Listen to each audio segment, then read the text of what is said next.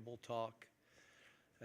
You know, I think, you know, more than just the game, doing this to bring them together with us, it was pretty good.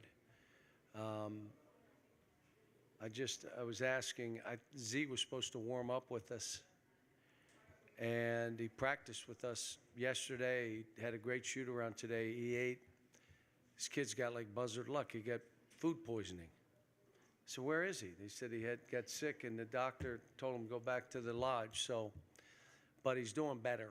The practice, it was nice. The people that were there watching us, it's nice to have him back. Today's game, you know, you as fast as we're playing, you know, to have 25 or whatever assists on 37 baskets and have only really 4 or 5 turnovers, probably less.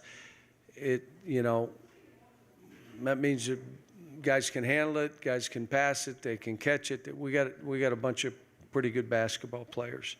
I just like the fact that they shared it. In this kind of game, what happens is guys just lose their mind, and they didn't. They played the way we're trying to play. They know we got tough games coming up. New Mexico State, they're good. I mean, watching tape of them too, oof.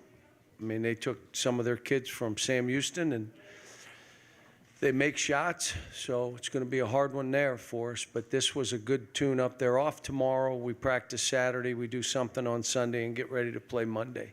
Questions? Cal, 2 exhibitions, blue-white game, about a month of practice. What is the #1 thing this team needs to get better at that maybe you didn't know at the beginning of all that, or maybe you saw throughout that? The Georgetown game was a great thing for us to get bumped around and not block out, not go body to body. So that's all we've been doing. We're doing 3 and 4 things a day where they got to go body to body. I thought they did some good stuff today. Some of the guys' motors are not where they need to be. So we're going to have to do some conditioning with a couple of these guys because they go 3 times up and down the floor and they can't breathe. And we're training, we're practicing, we're going 2 hours and 20 minutes with no subs. So, I mean, there were a couple guys. I can remember P.J. Washington. We had to do extra training to get him to lose some weight. We got a couple guys like that. I thought Trey played with more of a motor today than he has played with. In our guard play, you know, last game I said, DJ, you can't end a game with 1 assist. You can't do it. And so he has 7. We talked to him about cutting. He cuts. I mean, they listen. Robert Dillingham's playing. He missed every shot today, but they were all good shots. And he made 1 or 2 plays that were ridiculously hard look easy. They were like really hard plays that he just made a play like, what did he just do? And he made it look easy. So Justin's getting better. You know, still too hard on himself. I've had guys like that. Derrick Rose was that way. Too hard on yourself, man. You're playing good. Started the game driving. First half, I told him, we love layups. We like threes. First half, they gave us things at the basket. We scored 40 that way out of the 50. Second half, they packed it, and we got threes. Well, then you shoot threes. Antonio made shots. It was good. It was good to see.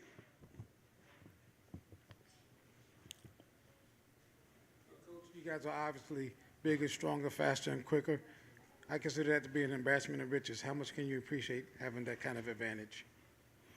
No, we, you know, a lot of games we're playing, we're trying to play against ourselves. So whether it was Kentucky State or whoever it is, we're playing against ourselves. How good can we play together? How random, like you saw today, can we play that way? How fast can we run up and down the court to put them on their heels? We did a lot of that today. So like I told them at halftime, and I told them prior to the game, and I told them after, we were playing against ourselves, not out of disrespect for Kentucky State. That's what you're supposed to do.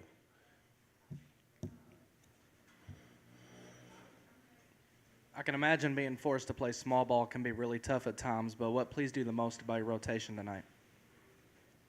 Well, playing Justin at 4, you know, what the role I'm talking to Adu about is be a finisher.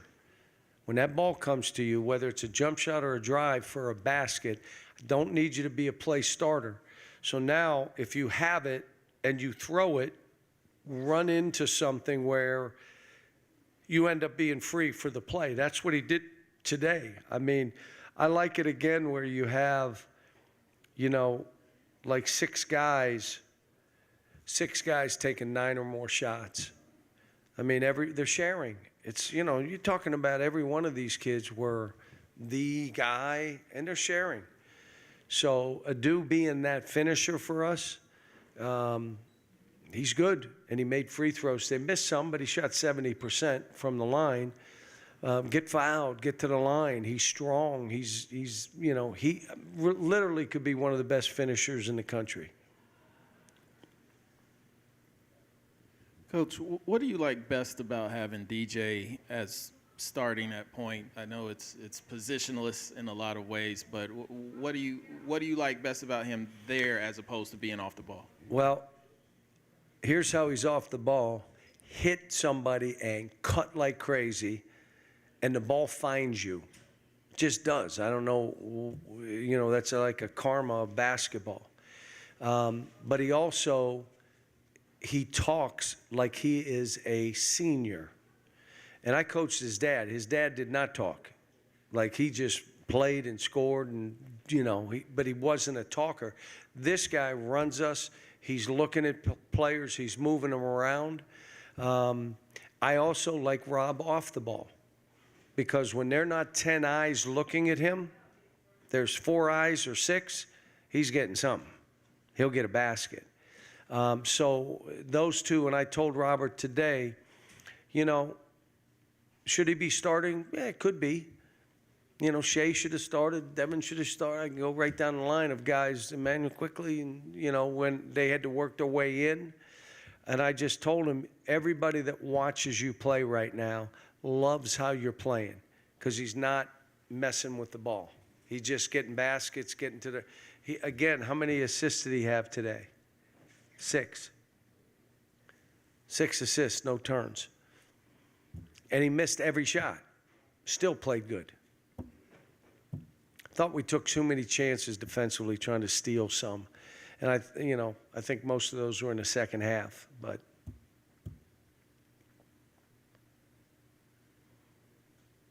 John, hey, I saw that, I guess, during the pregame radio show, you'd mentioned Kentucky State that maybe you didn't want them to do zone because you just hadn't had much time to focus on that with your team yet. How big of an emphasis is that going to be for you guys this weekend as you head into Monday? I don't know, because I haven't watched that much tape, and I'm going to have to watch some Sam Houston tape to see if he's played zone. But if you watched us in Toronto, we were a great zone offensive team because we put Trey in the middle and we put shooters around him. We even had some high-low stuff. So we're fine. Tomorrow was going to be our zone day, nothing but zone, both on defense and offense.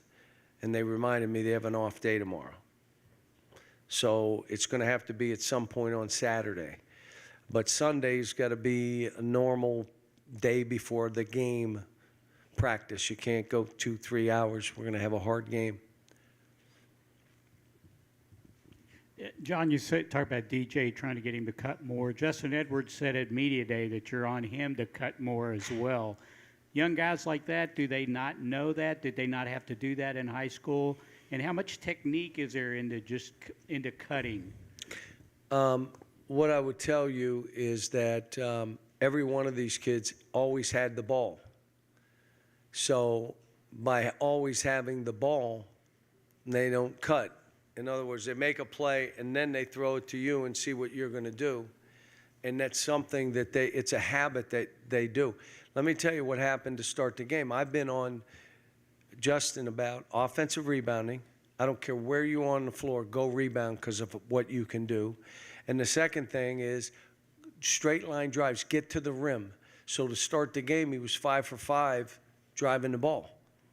And so that's why the game started the way it did. I told him, we're not going to start the game shooting all threes. We're not doing that. And we only took 8 threes at half, but it's because of the way the game was. And then in the second half, you take, 17? Well, that's what they gave us. So you kind of roll with it that way. You shot the ball well again tonight. I asked you this the other night, but I didn't really understand your answer, so I was hoping you could expound. But who are the guys on the team? Can you name the ones who had the green light to shoot? DJ, Rob, I'll be honest with you, Reed, Antonio, Trey, if he's open, and basically even like Adu, I thought passed up a couple jumpers to get to the rim, and I'm not going to tell him not to do that, but in a game with maybe some bigger players, you're going to have to take that jumper. But this is one of those teams, like Shea said, watching us in Toronto, every guy can pass, dribble, and shoot. So it leads you to play a little different, what we're running. And we were random some of the time, and you have to admit it was like, wow. We were random. We had great pace. We got to the next action so that, what you're trying to do is make the defense make decisions. How many decisions can you make them make? Well, if you're only dancing with the ball and then shooting, there are no decisions to make. But if you do a dribble handoff, if you do a pass and a cut and a swing and a kickback, they're making 8, 10 decisions. Somebody's going to screw up. That's randomness of the game of what we're trying to do. So we have a lot of guys that if they don't shoot open threes or open shots, I don't want them to just, that's their game, but I do want them to shoot it. You've used that word a couple times now tonight, random, in talking about the offense and guys cutting and moving. So from your perspective, I guess, how can you get them to be random, and how, can you intentionally teach that? How much do you have to have your hands off the product for that to be the end result? Well, so some of it is getting them started, like doing actions so that the ball moves and there's some penetration and cutting, and then it becomes random. What you saw against Georgetown is we stood. So now you're trying to make it random. You have nowhere to go. But now we're cutting and opening up gaps to go. So it's what I want them to do is play off of one another, get to the next action. We're a good shooting team. So we're going to shoot. But you don't want to live and die with the three. You want to be at the rim. You want to draw fouls. And then you're looking, I like threes. I love layups and something at the rim and getting fouled. And this should be a great free throw shooting team. With the return of Antonio Reeves, where do you think he has improved at from this season compared to last season? Biggest thing is his self-confidence. And it's not what we're doing, it's what he is. He is so much more at ease. He talks so much more. When you walk into this program, it is difficult.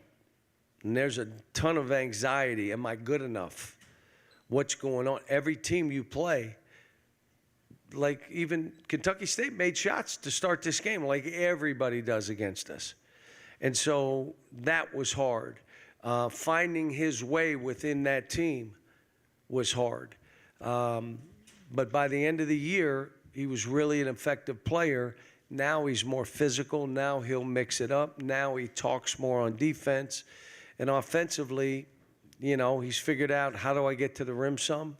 He's way better than he was a year ago. I mean, he was a good player last year, but his confidence in himself right now, he's self-assured. He doesn't make maybe it was the first game. He missed shots and then came out in the second half and made shots. Last year, that never happened. If he missed 7, he was missing 13.